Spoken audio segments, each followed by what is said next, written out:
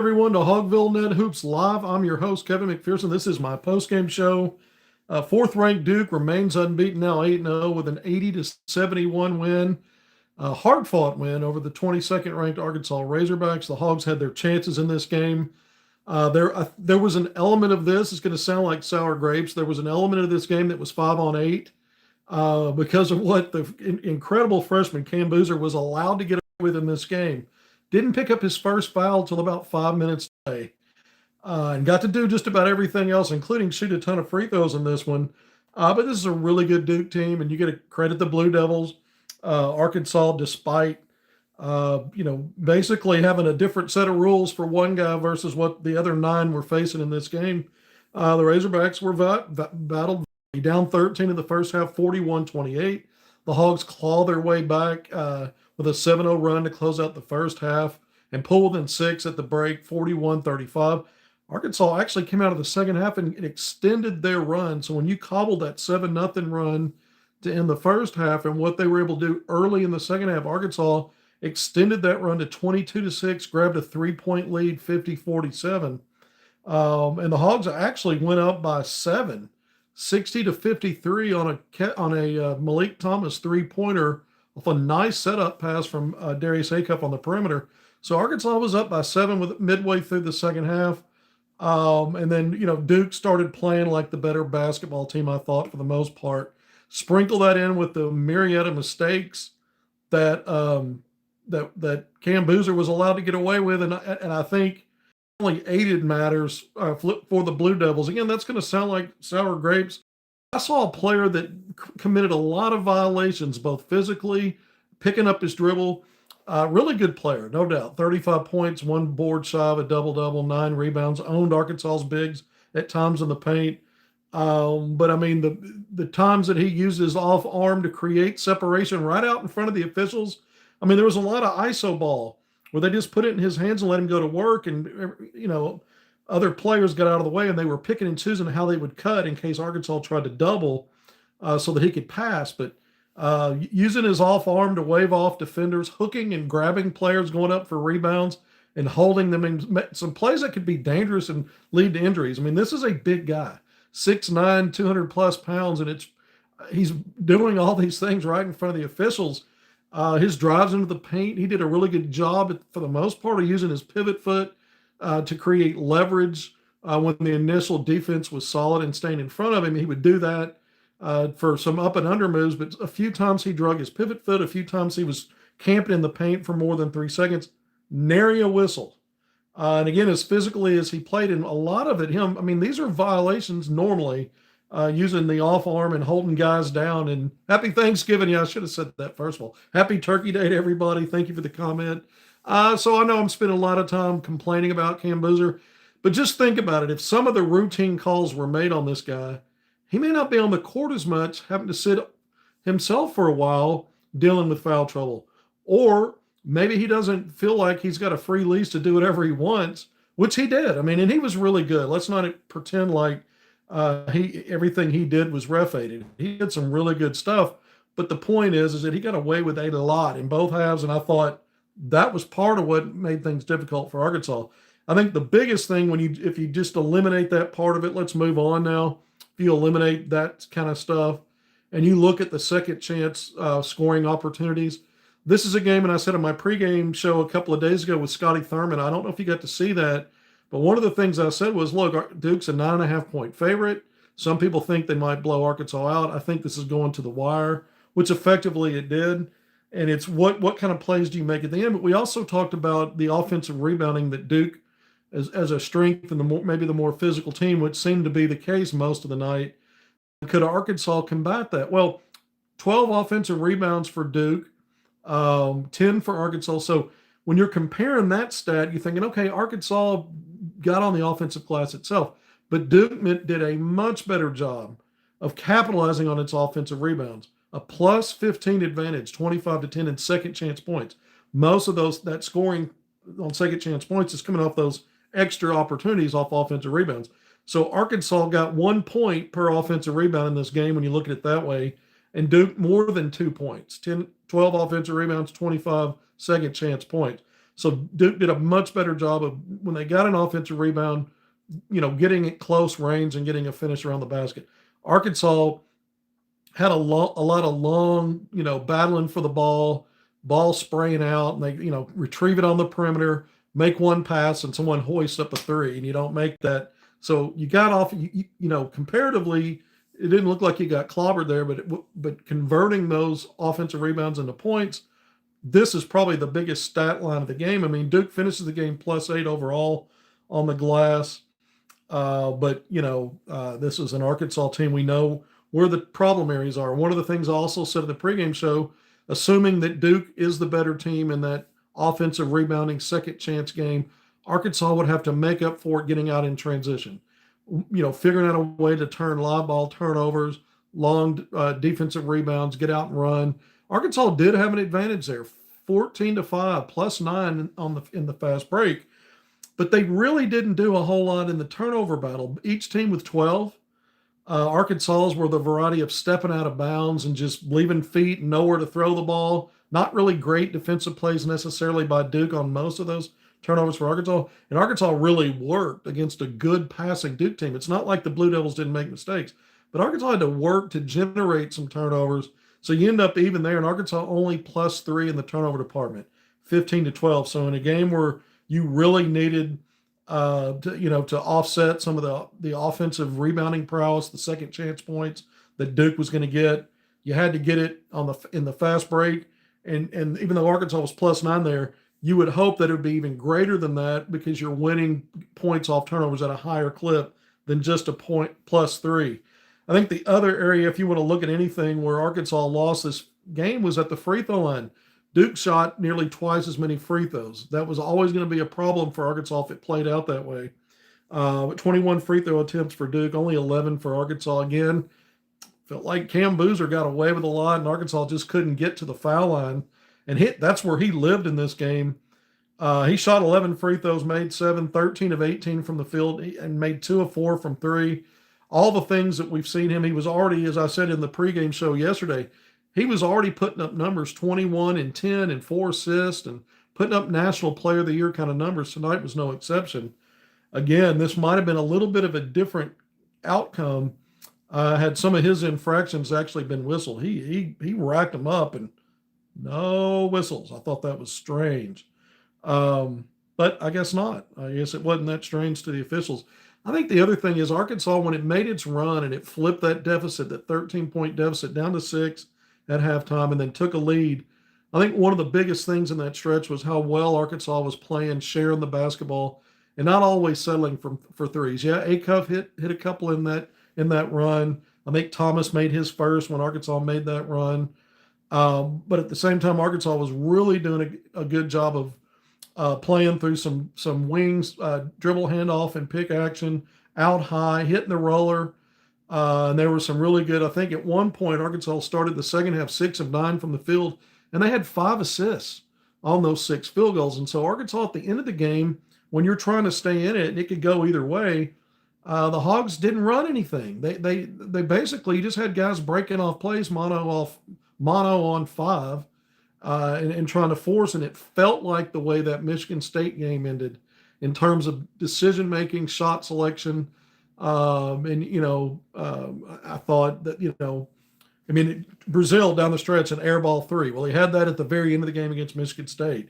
You saw Acuff and Malik Thomas probably over dribbling and really trying to, again, just create on their own and, driving into the teeth of the defense, or when they, cross over or something like that, there's a defender waiting on them, and they're just really bouncing out clock at that point, which is, it's difficult to play that way at the end of games when the other team's executing. This is a Duke team that came in averaging over 20 assists per game.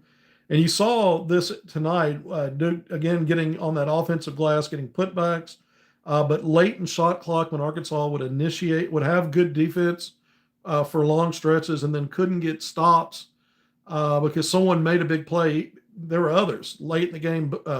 I think it was Foster who hit some big shots late. He had 8 assists, and then he ended up with 15 points in this game, most of that coming in the second half. In the first half, It was Isaiah Evans that hit 3 opportunistic threes, basically on catch and shoot, after Duke kept extending possessions. And then eventually they were knocking down shots, and he was the beneficiary of some of that. Ngogba, I can't pronounce his name, hurt Arkansas at times in this game. And really outside of those three, it was Cam Boozer's night. Duke got Kamenia, the other freshman, early in the game when he checked in, had some hustle plays, and I thought caught Arkansas's bigs off guard with his aggressiveness, and Arkansas being a little passive at times. Look, I mean, Boozer exposed the fact, despite some of the things I complained about here, he exposed what we already know. Arkansas does not have a defensively tough front line. It just doesn't. Nick Pringle got in foul trouble again in this one, but he was no match for Boozer. I thought the defender that did the best job on Boozer at times was Trevor Brazile. And Brazile got off to a good offensive start in this game, ends up with another double-double. He had a double-double 3 years ago when Arkansas I'm losing track of time. The last season, I guess 2 seasons prior to this one, first ever ACC SEC challenge at Bud Walton Arena in Fayetteville, late November game, just like this one. And Arkansas wins that one by 5, but Brazile with a big 19-point, 11 rebound, 2 block double-double in that one. Brazile ends up in this game with 11 points, 11 rebounds.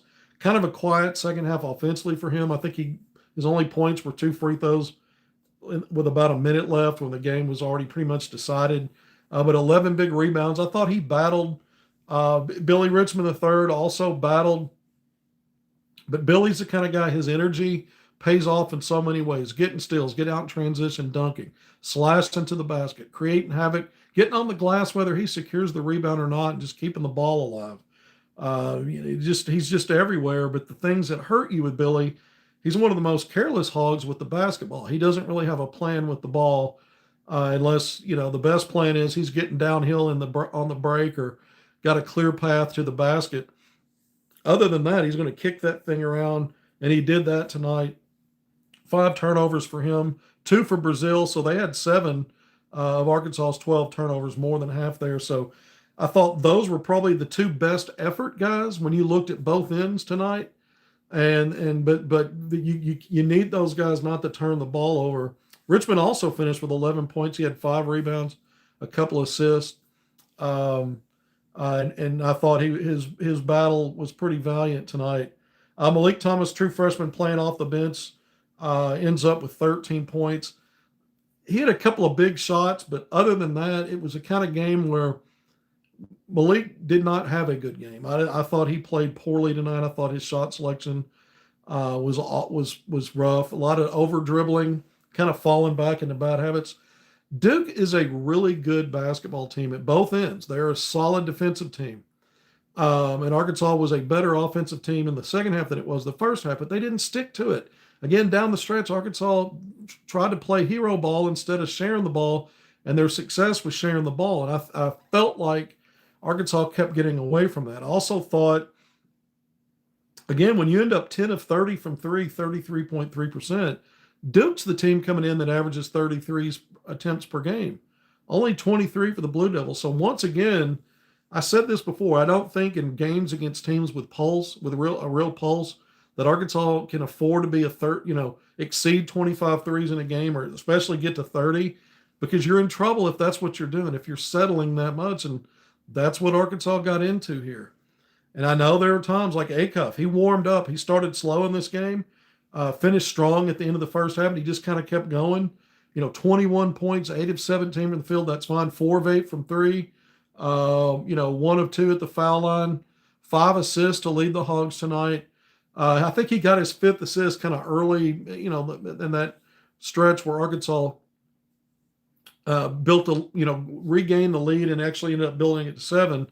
I think that last assist was to Malik Thomas on that 3-point shot that put Arkansas up 60-53. Well, I mean, that means basically the fourth quarter, the last 10 minutes of the game, Acuff didn't get another assist. And Arkansas stopped sharing the ball. They didn't run anything late. They ran nothing. It was just guys kind of going in whatever direction, and that's just not a great formula.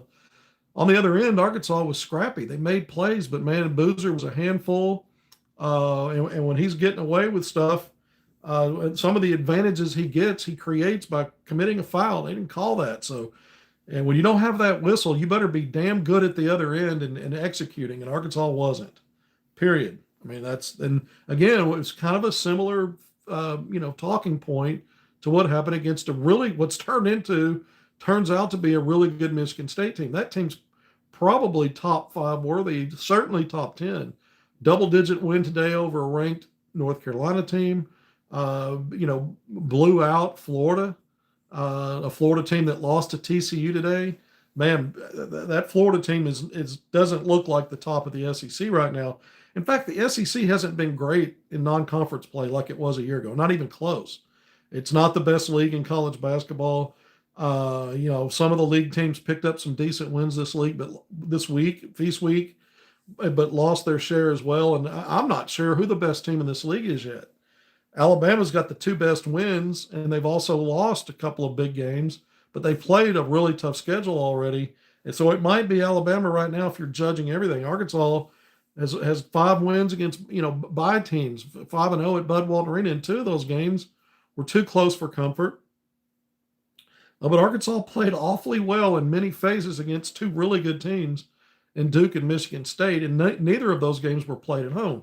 Now the Razorbacks' next game will be on Wednesday of next week. You get back to Arkansas, and you get ready for Louisville, a team that's also really good, a top 10 ranked team, and you get them on your home court. I think Arkansas, I'm not going to call that a must win, but it might be the Michigan of last season, where if you're going to, nail down a quality win in your non-conference, that's probably the one where you're playing at home and you have the best chance to do that. Not saying Arkansas can't beat Texas Tech, who suffered a couple of losses already, kind of hanging on to being a ranked team.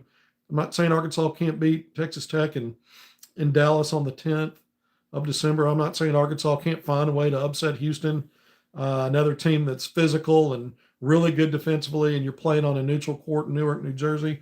I'm not saying Arkansas can't win those games. I'm saying their best opportunity to solidify a quad 1 quality win, even though the quad rankings aren't out, is going to be on their home court against the Louisville team.